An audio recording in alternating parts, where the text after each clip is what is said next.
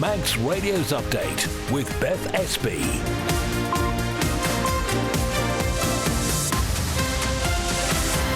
Well, first of all, good evening and welcome to Update, where we'll take you through the main news of the day before 5:30. So coming up, as we know, flu is back in the headlines with warnings of a more virulent strain circulating in England. It's prompted renewed calls for people over here to get vaccinated. We'll hear more about that in a moment. Meanwhile, doctors in the UK are set to begin a 5-day walkout tomorrow. What's that going to mean for patients from the island travelling across for treatment?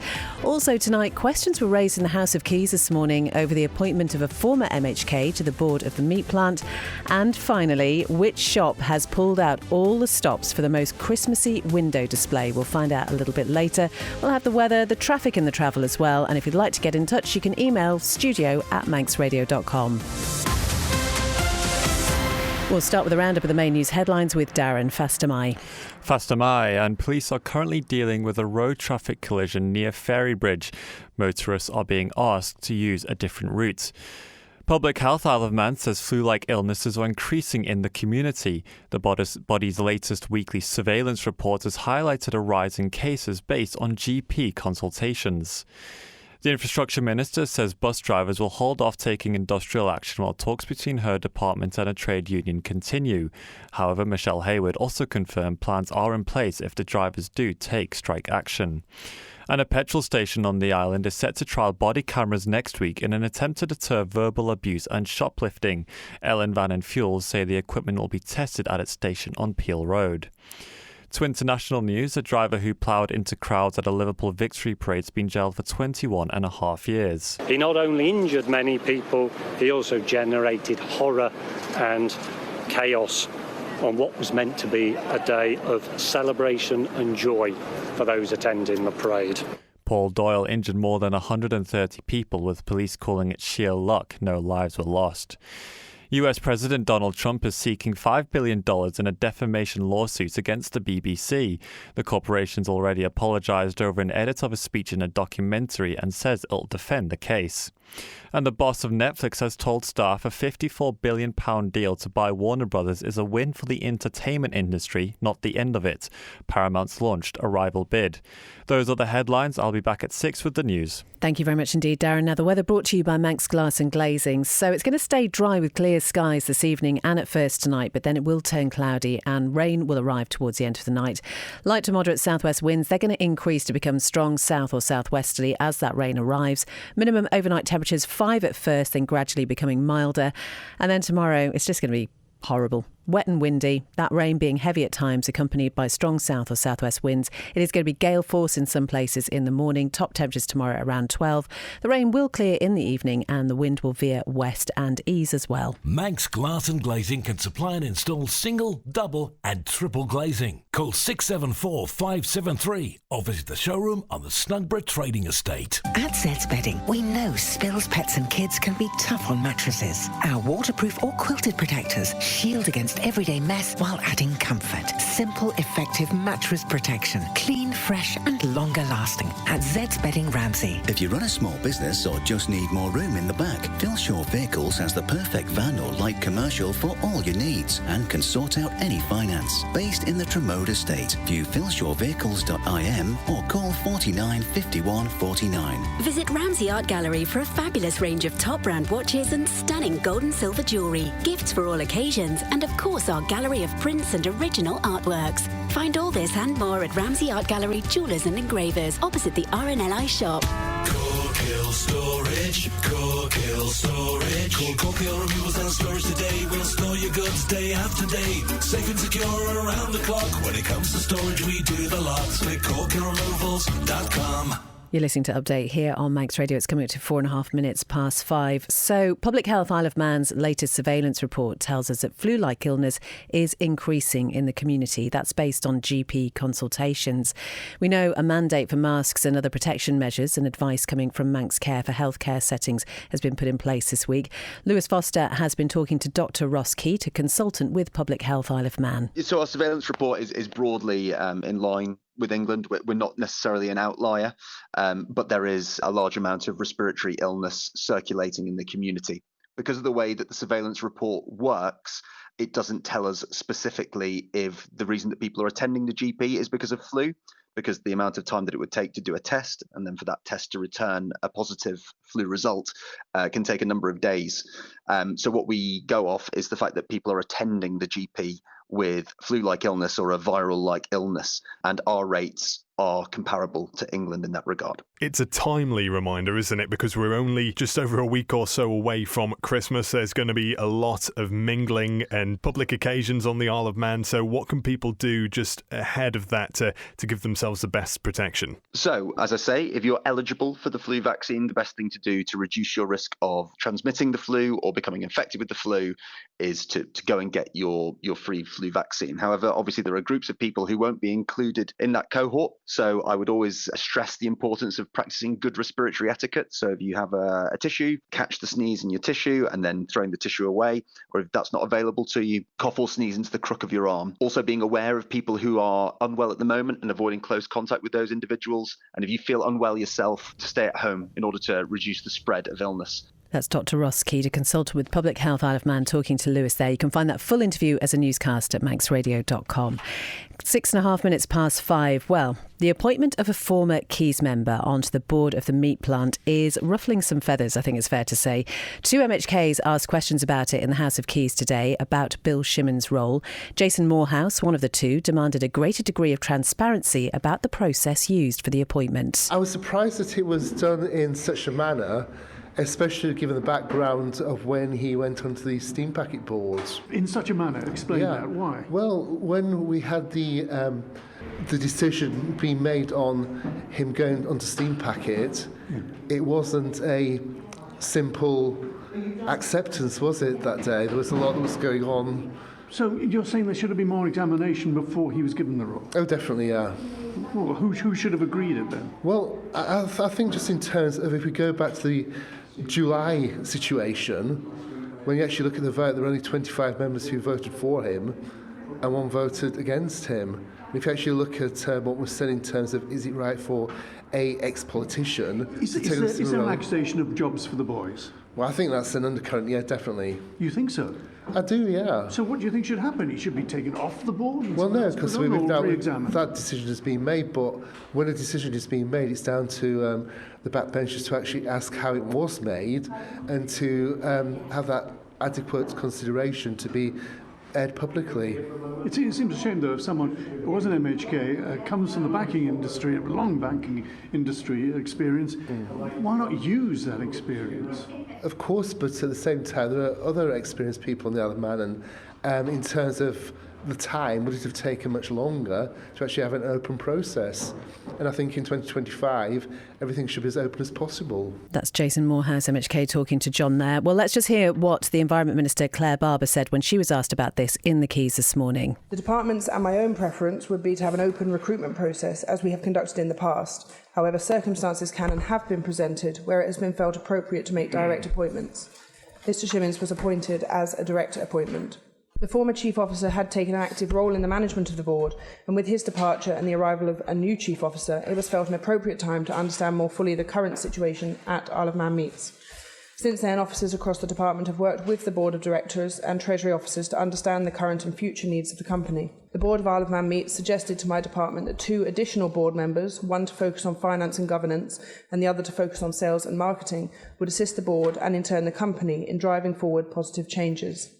Noting the request of the specific skill set, the time pressures to appointment, and the short-term nature of the appointment, it was decided that a direct appointment would be best in the circumstances. When considering the appointment, Mr. Shimon's experience in finance and his working knowledge of government process and the expectations relating to governance of government-owned arm's-length bodies made him a suitable short-term appointment to support the plant. Mr. Shimon's appointment is until April, when, as per my previous answer, a full review of the board will take place and an open recruitment process will be utilised. Does the Minister not recognise that there's a transparency issue here for the public and a governance issue, yet another governance issue from this government that's been allowed to continue and perhaps cost the Manx people? So how is she going to rectify that? You've stated that this role is for finance and governance.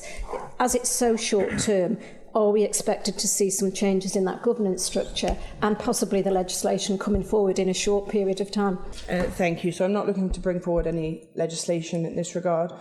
What I'm simply looking to do is ensure that the governance arrangements we have between us as the G shareholder and the directors of that board are put on a solid footing. That's Environment Minister Claire Barber answering questions about the appointment of Bill Shimmons, who represented Middle between 2016 and 2021 to the board of the Islands Meat Plant.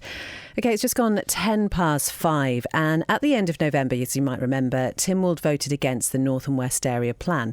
Now, that would have been a framework to support future development in the areas, and last July, the Cabinet Office held a public inquiry. That was over 2 weeks, and it allowed residents to have their say on the proposals. Well, the local democracy reporter Emma Draper is with me now. And Emma, you've been given the figures for how much this inquiry cost. How much was it then? So the overall amount was just over £92,000. Apologies, was just over £92,000, and this includes advertising, preparation, organisation and running of the inquiry. The inquiry was run over 9 days. It spent 5 days in Ramsey, which included an evening session, and then spent 4 days in Peel. It was organised by the Cabinet Office, but was chaired by an independent planning inspector from the UK for the fortnight. No breakdown was given for the expenses incurred for their time on the island. OK, so you mentioned their adverts and organising the inquiry. What costs were broken down for that from that 92,000 figure? So the Cabinet Office confirmed it spent just under £33,000 on advertising, printing, web hosting and legal fees as part of the inquiry. It had a dedicated website for those interested and attending, where maps and consultation documents were uploaded, as well as the full draft plan. It also spent more than £59,000 on organising and running the inquiry. As I mentioned before, the inquiry was split and held in the Masonic Hall in Ramsey and at Queen Elizabeth II High School in Peel. So what about officer expenses? Did they also include preparation for that inquiry? So there was no specific number given for officer expenses, but the department says that all figures included expenses, mileage claims, both of temporary workers and the temporary full-time employment of part-time staff. But it excluded regular full-time salaries. It also confirmed that just under £6,000 was spent on preparing the draft plan as published in 2022. Well, as I mentioned, we know that the plan was voted against by Tynwald. So what happens next then? So given it was just voted against, it's unclear whether the Cabinet Office will make another one before the election next September and whether or not it will hold another inquiry as well. Emma, thank you so much. It's 5:12. Well, the Legislative Council has given its final approval to the Local Government Amendment Bill and that contentious Clause 5. It's now going to be sent back to the House of Keys for a final debate and approval in the new year. MLC Rob Mercer said the Council scrutinised this bill and believes the appropriate safeguards have now been introduced. It is important to acknowledge that the main driver behind this bill is to facilitate the implementation of a number of recommendations made. And I think it's just worth reading out what that original petition called for. Robust, legally binding guidelines, rules or regulations being introduced to clarify the responsibilities of members of local authorities where declarations of interest are concerned, as to when to decline to participate or vote where a conflict or potential conflict of interest may arise, including but not limited to the compulsory establishment of a register of interests for all members of local authorities to be available for public inspection. The bill also introduces amendments relating to codes of conduct and to access to meetings and documents, which will improve the governance of the island's local authorities and make them more open and transparent. The bill also updates provisions within the Local Government Act 1985 relating to joint boards. Together with some minor amendments to other local government legislation, this bill will also change the procedure by which local authority bylaws are approved. Once enacted, local authority bylaws will require only departmental approval, which will help to streamline the approval process. I think it is important to reflect on Clause 5 of the bill. This clause proved to be a contentious issue for local authorities following its insertion into the bill. However, this council has scrutinised the clause carefully, including through an evidence stage, and as a result has introduced safeguards to ensure appropriate limits around the powers granted to the department. That is Rob Mercer, MLC, who was speaking in Ledgeco this morning. Manx Radio Travel, serviced by Quayside Tyres. Well, the main thing to look out for is that RTC around the Ferry Bridge area. Officers say do please use a different route if you can, and bus vanons say that due to that RTC, South buses are diverting via Cool Road, Braid, St Mark's and Orrisdale Road, and that will be until further notice. Looking down at the airport, all looking okay this evening, and then at the steam packet, the Manxman is due into Douglas at around about 6:35, and it is scheduled to head out again to Heysham at 7:15. Manx Radio Travel, serviced by Quayside Tyres. Call Quayside Tyres on 664417 to book your free vehicles winter check so your vehicle is safe for you and other road users.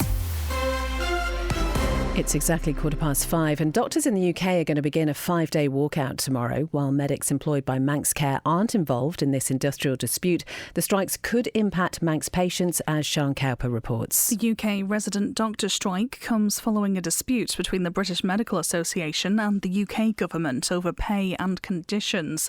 With some hospitals across struggling with rising flu cases, it had been hoped a last-minute deal would be agreed to avoid the walkout, but the BMA confirmed yesterday that the action would be going ahead. Jack Fletcher, head of the BMA's Resident Doctors Committee, says the vote was overwhelming. It clearly doesn't go far enough to fix this jobs crisis with just repurposed jobs, and also it doesn't do anything to address the long-term pay erosion that doctors have faced in the face of yet more real terms pay cuts that this government is pushing onto us. While we won't be seeing picket lines here, Manx Care has acknowledged the potential impact on patients from the island.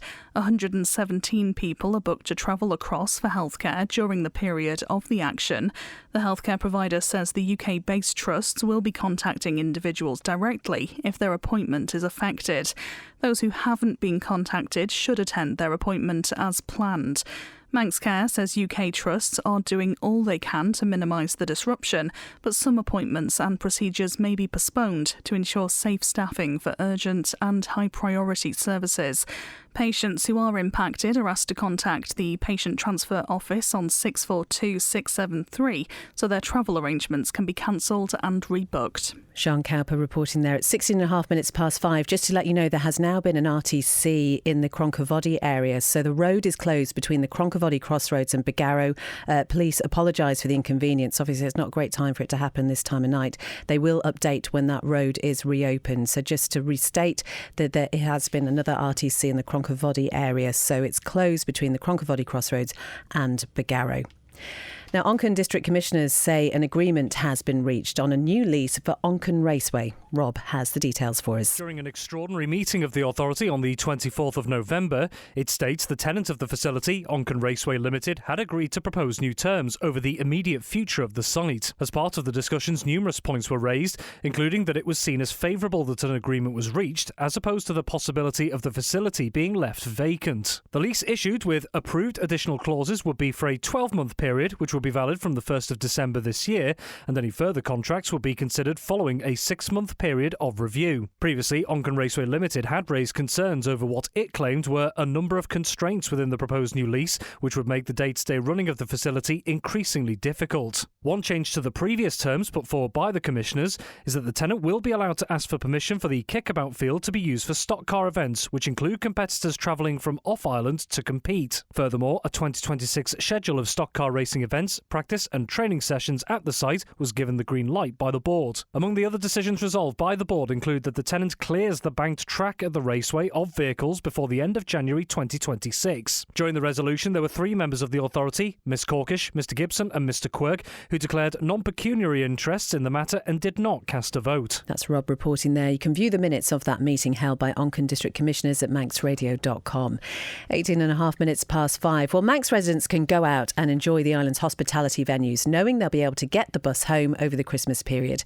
The reassurance comes from the Infrastructure Minister. She confirmed the threat of industrial action from bus drivers is on hold. Dr Michelle Hayward told Keys this morning her department has held talks with Unite the Union after its members voted in support of strike action. Bus van and drivers who are members of the Unite Union recently voted in favour of industrial action following a formal ballot on premium rates and the proposed modernisation of their terms and conditions. Despite ongoing negotiations which started in late 2024, agreement has not yet been reached. Following that recent ballot, a conciliation meeting facilitated by the Manx Industrial Relations Service has been held between the department and Unite, regarding the bus drivers' potential industrial action, and at this meeting it was agreed that the union will hold off on proceeding with any formal industrial action while we continue meaningful discussions. Therefore, at this time, there should be no consequences to users of public transport. In the event of any industrial action, the potential consequences for customers will not be fully known until the level of action taken, if any, is notified and communicated to the department in a formal notification following the procedure set out in the Trade Union Act of 1991. The department routinely has contingency plans and will aim to take appropriate actions to minimise any impact on service users in the event of any actions being taken. Our priority will be to maintain essential services, including health services, school transport and commuter routes during peak periods. The department would ensure that passengers are notified of any planned action as early as possible through social media channels and local media, along with information boards at main bus stops. Just from that answer then, because there is a lot of comments out there is absolutely no threat then to bus services over Christmas and New Year. Thank you very much. Following that mediation meeting, no, there is no threat to bus services in the immediate future. My question was on the same line. I just wanted reassurance from the Minister that everyone looking forward to Christmas can do without any threat of strike in the background. Thank you very much. Well, given that the bus drivers had balloted about industrial action, there is a threat in the background. However, it is not an immediate threat. So I'd like to reassure everyone that they may go out, use our excellent hospitality venues and take the bus home. That's the Infrastructure Minister, Dr Michelle Hayward. Now, the Isle of Man Ambulance Service has confirmed that half of the island's public access defibrillators are back in use after they were showing as out of service on the online database. Now, many of them were offline due to battery and pad dates having expired. Well, the charity Craig's Heartstrong Foundation says it's contacted the Guardians, who oversee the upkeep of the equipment, and the ambulance service has praised the charity for their fantastic work, saying this really is life-saving stuff. Paul Healy is chairman of the foundation. We're delighted, really, because when we first started the defibrillator project over here, we donate these defibrillators. We ask people to sign up as guardians for them, and then it's their responsibility to upkeep the machine, change the pads and batteries, and get in touch with the ambulance service when they do that. So the ambulance service have it correctly recorded on their map. What we didn't realise was a lot of people have been updating their pads and batteries but not notifying the ambulance service. So when the press came out recently that a third of defibs around the island weren't registered properly, whilst it's not our responsibility, we felt like we had a right really to work with the ambulance service as we have done in the past, and we identified 64 of those machines that weren't registered properly, that the pads or the batteries were now out of date, some being out of date for years. But when we've reached out to each of the Guardians individually, all 64 of them, we found that a lot of them had been updating their pads and batteries and looking after their machines correctly. And like I say in the post, in 2 weeks we've managed to get 32 of these machines back up and running again and back on the map. And we'll do everything to continue to reach out to the remaining 32 to try and get them back online as well. We've already reached out to them and we're kind of working with some, and we've not heard back from some others, but we're going to continue to chase until we have all of these back up on the map again. And that statistic that was released recently is gone, and we've got all the machines back up and running again. That is Paul Healy from Craig's Heartstrong Foundation. Now, a shop in the south of the island is one of 8 finalists in the British Independent Retailers Association Christmas Window of the Year Awards, short title, for 2025.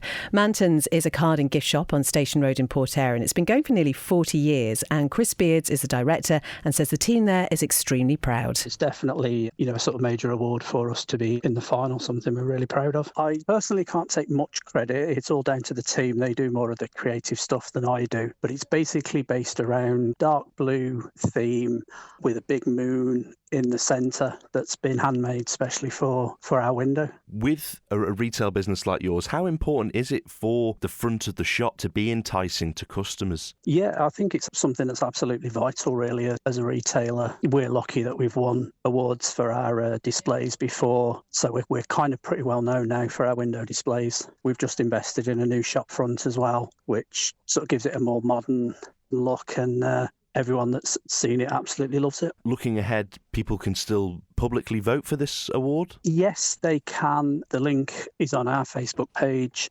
and you can just click through. There's 8 different windows. We're the only one from the Isle of Man. Obviously, the competition we're up against are in quite big cities or quite big towns. So, yeah, any votes that we get are much appreciated. If you were lucky enough to win, how would that make you guys at Mantons feel? Oh, well, as I say, we've won awards in the past, and obviously it's always a fantastic feeling.